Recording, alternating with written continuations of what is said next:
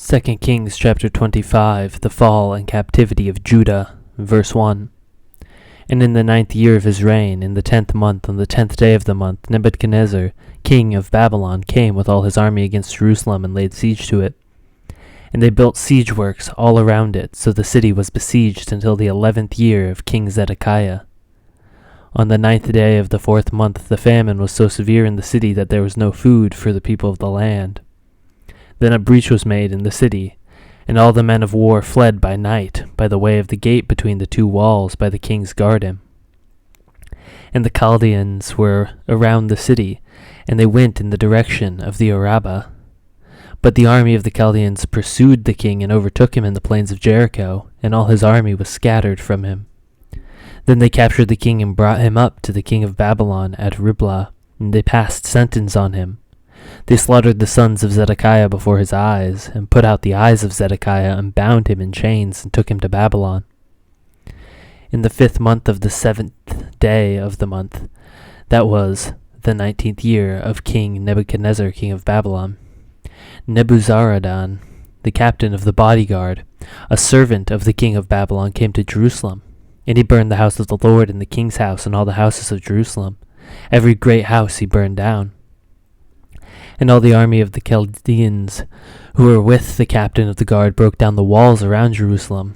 And the rest of the people who were left in the city, and the deserters who had deserted the king of Babylon, together with the rest of the multitude, Nebuzaradan, the captain of the guard, carried into exile. But the captain of the guard left some of the poorest of the land to be vine dressers and plowmen. And the pillars of bronze that were in the house of the Lord, and the stands and the bronze sea that were in the house of the Lord, the Chaldeans broke into pieces, and carried the bronze to Babylon. And they took away the pots, and the shovels, and the snuffers, and the dishes for incense, and all the vessels of bronze used in this temple service, the firepans also, and the bowls. What was of gold the captain of the guard took away as gold, and what was of silver as silver. As for the 2 pillars, the 1 sea, and the stands that Solomon had made for the house of the Lord, the bronze of all these vessels was beyond weight. The height of 1 pillar was 18 cubits, and on it was the capital of bronze. The height of the capital was 3 cubits. A latticework and pomegranates, all of bronze, were all around the capital, and the 2nd pillar had the same with the latticework. And the captain of the guard took Seraiah, the chief priest, and Zephaniah, the 2nd priest, and the 3 keepers to the threshold. And from the city he took an officer who had been in command of the men of war, and 5 men of the king's council who were found in the city, and the secretary of the commander of the army who mustered the people of the land, and 60 men of the people of the land who were found in the city. And Nebuzaradan, the captain of the guard, took them, and brought them to the king of Babylon at Riblah. And the king of Babylon struck them down and put them to death at Riblah in the land of Hamath.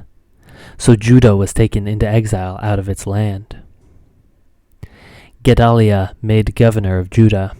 Verse 22.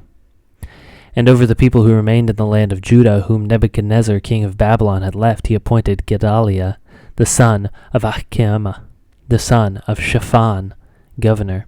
Now, when the captains of the guard and their men had heard that the king of Babylon had appointed Gedaliah governor, they came with their men to Gedaliah at Mizpah, namely Ishmael the son of Nethaniah, and Johanan the son of Kareah, and Seraiah the son of Temhulmeth, the Netophathite, and Jahazaniah the son of the Makathite.